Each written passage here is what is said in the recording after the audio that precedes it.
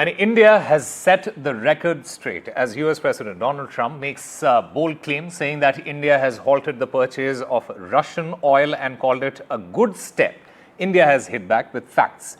There is no pause, there is no pressure, just policy. Top government sources have told this to NDTV, reaffirming the nation's energy strategy. Russian oil imports continue, driven by market forces, not foreign influence.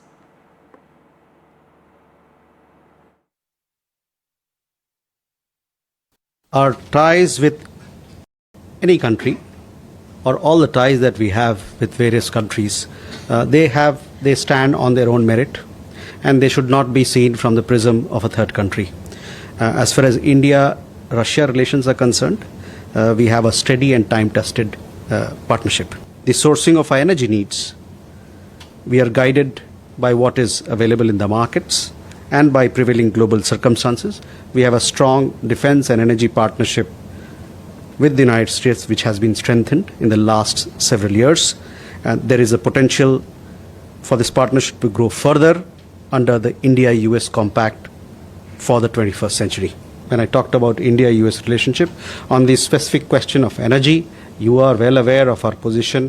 What is our approach towards sourcing our energy requirements? It is based on what is there on offer in the markets, as also on the prevailing global situation. Well, I understand India no longer is going to be buying oil from Russia. That's what I heard. I don't know if that's right or not, but that's a good step. We'll see what happens, okay? Meanwhile, Prime Minister Narendra Modi, he called on citizens to adopt the spirit of Swadeshi and support Made in India products. Listen in to what the Prime Minister had to say. जब हम आर्थिक प्रगति की बात कर रहे हैं, तो मैं आपका ध्यान वैश्विक हालातों पर भी ले जाना चाहता हूं।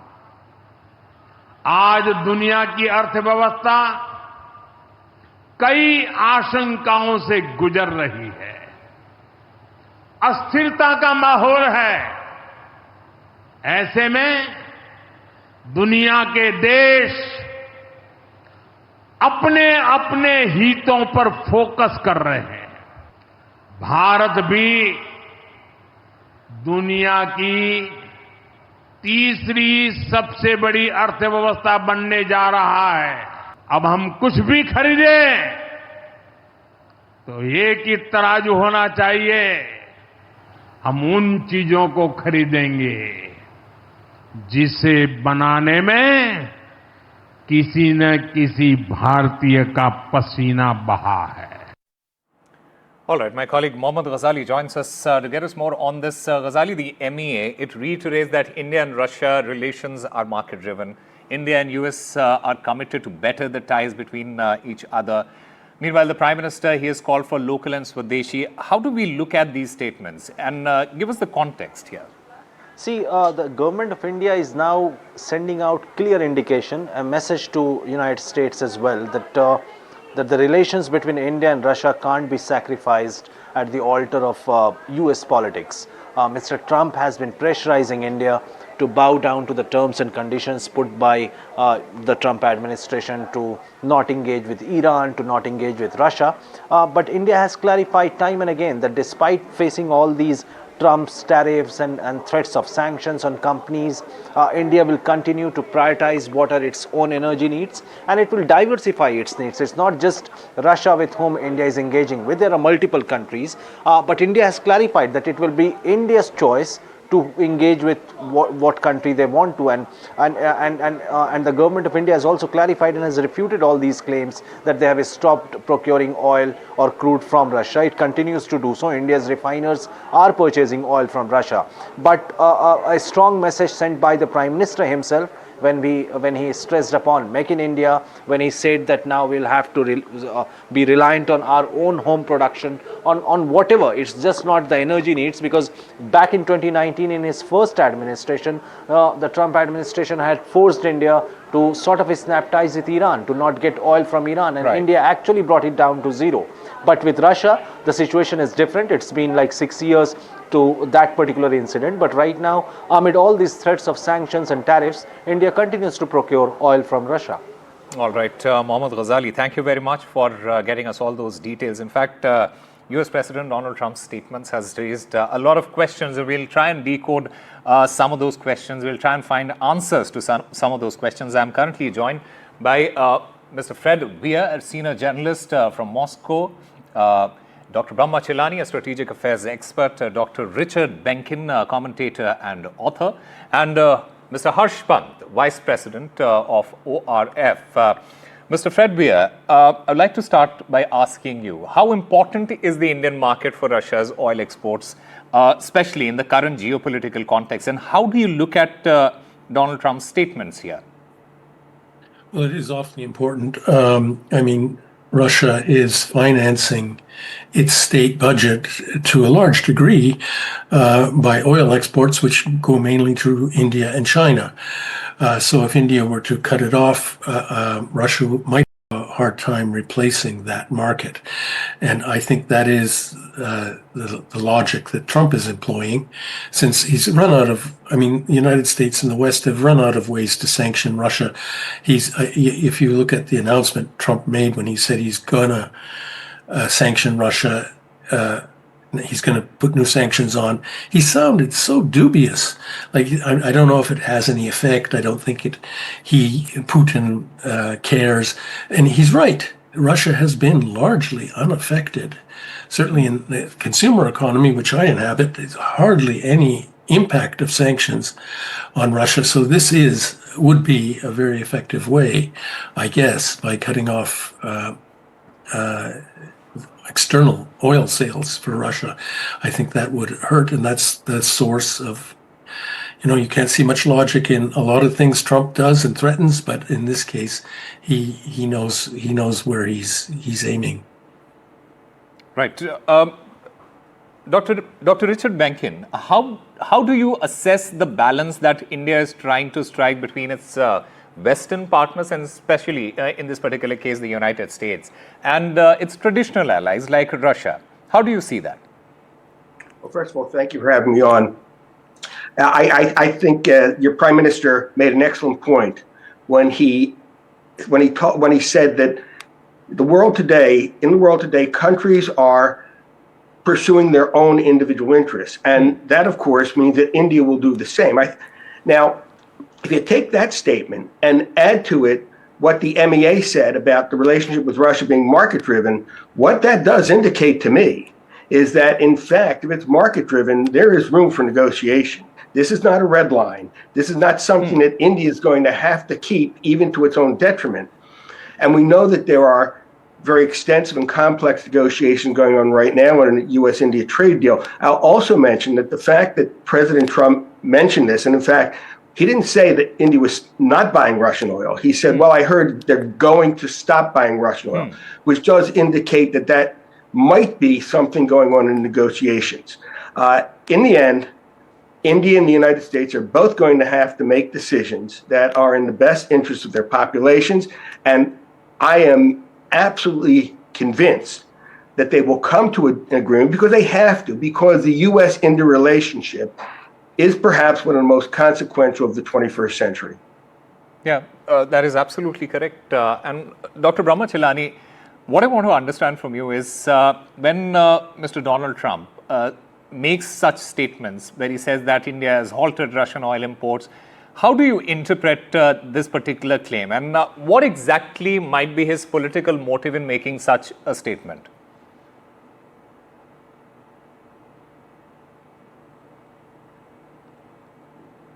Dr. Brahma Chilani, I think you are on mute, sir. Yeah, sorry about that. Yes, please go ahead. What Trump wants is that India should ditch Russian oil and switch to American oil. The US is already a major exporter of oil and petroleum products to India, and India's energy strategy calls for diversification. You don't want to put all your eggs in one basket. Yep. So even though American oil and petroleum exports to India are growing, India is a huge market. India is one of the largest importers of oil and petroleum products in the world. and Russia very much fits into this larger pattern of diversification. There's a lot of misinformation because I heard Rubio yesterday talk about Russian oil being sanctioned, and earlier the Treasury Secretary Scott Bessent also spoke about Russian oil that is sanctioned. Russian oil is not sanctioned by the US. Iranian oil exports are sanctioned by the US. On Russian oil, there is a G7 price cap. A price cap to ensure that Russia exports oil at a price below what the G7 has capped at. So when we talk about sanctioned oil, we are basically talking about something that doesn't exist. Russian oil is not sanctioned, and in fact, it was not placed under sanctions by the Biden administration deliberately so that the global oil price does not shoot up. So given that reality, India is very much within its rights to keep buying Russian oil. India has stopped buying Iranian oil long ago. The moment the Americans put sanctions on Iran, it's a virtual embargo that Trump imposed in his first term. So even though Iran is almost next door to India and has traditionally been a major oil supplier to India, India cut off all its energy links with Iran. But Russian oil has been flowing to India largely because it's not under sanctions.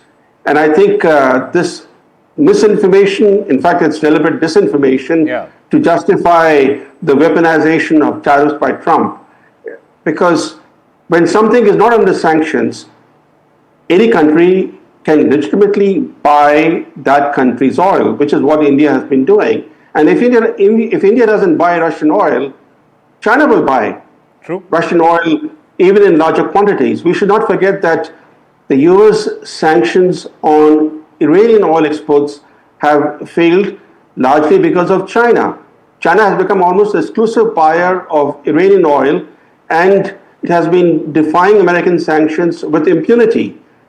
It's already a major buyer of Russian oil and gas, but if India were to stop buying Russian oil, China would be eager. It largely doesn't really affect Russia in that particular context. That is absolutely correct, sir. Mr. Harshpant, what I want to understand from you is, does India's clear rebuttal in any sort of way indicate that there is a shift toward more assertive public diplomacy, especially in global affairs? How do you look at it, sir? No, I think India has been, relatively subtle in its engagement on this issue because I think, as was pointed out earlier, this is an important relationship for India. It would like to ensure that the negotiations that are going on are not derailed. But at the same time, India has to make it very clear that negotiations can't happen under duress. India will negotiate a trade deal with the US as an equal, and I think that's what is being reflected in India's statements. What is also interesting is this idea that somehow India, one fine day, Donald Trump talks about Russia, and the other day there are reports that India is reducing its supplies from Russia. I don't think the markets work that way. But certainly, I think by and large, the argument would be that for India, India-Russia relationship remains a very crucial one. But at the same time, as India looks forward to strengthening and having a partnership with the US, which is a partnership for the 21st century, how is it that India can preserve its equities? And in that context, the argument that the Prime Minister has made today that, look, India needs to strengthen its own economy, India needs to strengthen its capabilities, and India needs, therefore, to have a firewall between what the external world wants us to do and what we are capable and willing to do. And I think that's what is going to be most important. So what we have seen is that India's response has been subtle, it has been straightforward, and it has been categorical in that sense that our relations with Russia remain alive to newer possibilities, even as our relations with America remain important. But Trump, the way he is conducting diplomacy and through public means may derail that prospect because that entails the space for maneuver that any government would want to have when you are dealing on such an important topic and when you are trying to conclude such an important deal. I would like to take that point to Dr. Benkin. Could this move potentially strain India-US relationship, especially given that the Trump administration's emphasis is on curbing Russian revenues?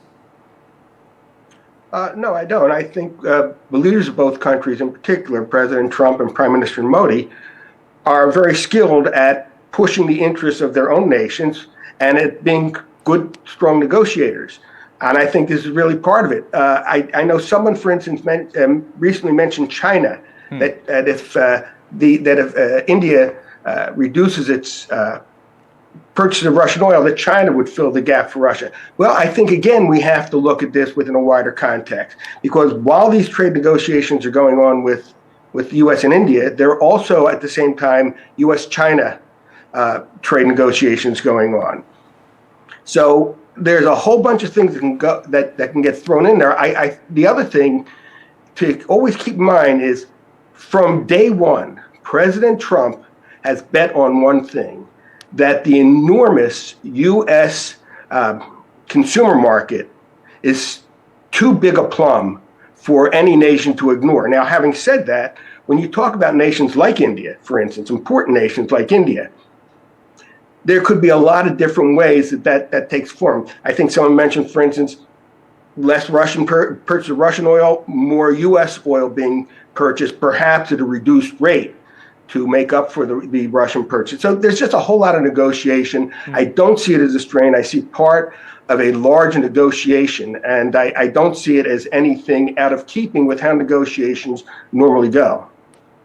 Dr. Brahmachalani, a very quick word from you, sir. With the Prime Minister now invoking Swadeshi, in fact, we've heard him speaking about it on multiple occasions.